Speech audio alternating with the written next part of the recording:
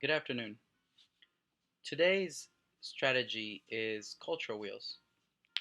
This is a beginning project writing. It's an interactive and direct approach to teaching how to write. It's been thought that you have to wait for a child to build the second language, but in reality, what we learn is that we want to get them to write as soon as possible. ESL students have stated before that the reason they don't write stories is because they don't really know how to write in English, so this prevents them from doing it. Just remember to let the children know that it's okay to use their native language. You want them to write. That's the important thing here. Now, on a cultural wheel, they're going to share their experiences, something that they already know. So you're not really trying to direct exactly what they want to do. It's basically whatever they want to write. You want them to feel comfortable about what they're going to write. The cultural wheel allows the student to share their own stories, and it helps them motivate them to want to write. Culture was created by Goldnick and Chin in 1983, and it was mostly made for adults to share their stories, no matter the race or the culture or the economic status. But it would help them to share their stories and to get them to interact. As stated before, it's an interactive and direct approach. As we all know, we don't want to just tell a student what to do. We want to be able to have them be a part of the lesson. This lesson will help them with their grammar, their writing, while also developing other literacy skills, speaking, listening, reading skills. And for more advanced students, this helps with brainstorming. Um, it helps them organize their thoughts and helps them map ideas when they don't know what to write about. So don't be this for intermediate and advanced writing.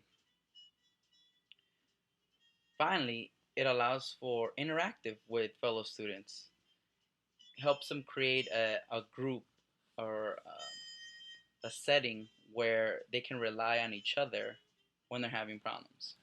Now, with any project, you want to have your cultural wheel ready to go. And you're going to need several pieces of 8 by 10 paper, preferably drawing paper instead of just a notebook. So myself, I just use clear paper. And you're also going to need plenty of markers and crayons and all that good stuff um, so they can start coloring.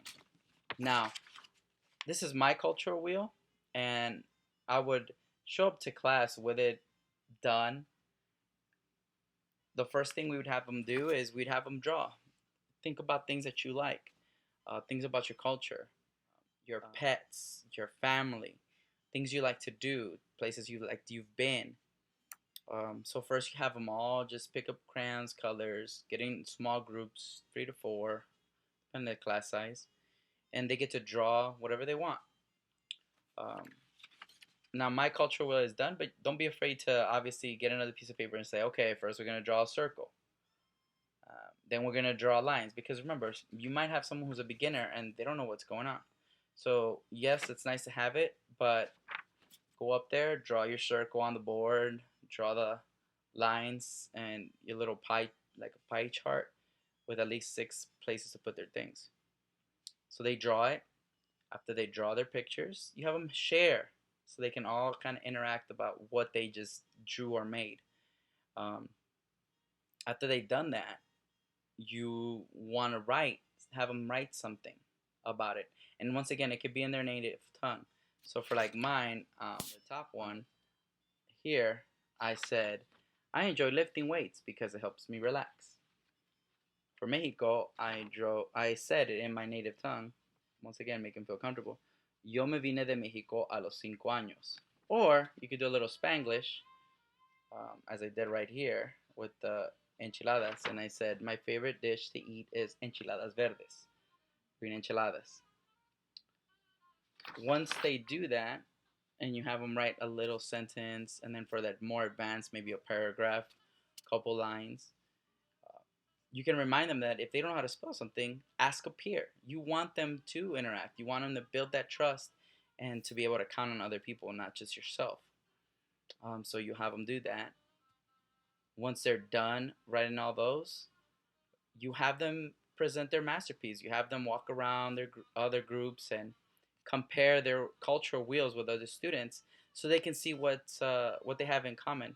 This probably would be a icebreaker as well, just to have students start interacting and finding similarities with other students. If you want to expand it a little bit more, which I suggest, is you want to start asking questions. Well, why is that? Why was that your favorite food?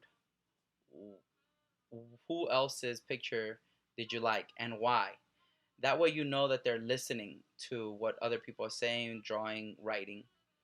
And if you want to make this even further for the more advanced students, you can take all the cultural wheels, save them in a PowerPoint or some kind, and then randomly select a couple people at a time for a couple days and have them come up and explain their cultural wheel. Have them all feel, special about what they've created, share with their peers, and help them speak um, and be confident when they go up there and tell their story, their cultural wheel. Once again, this is Gustavo Miranda with Cultural Wheels. I hope you enjoy the lesson. Have a nice day.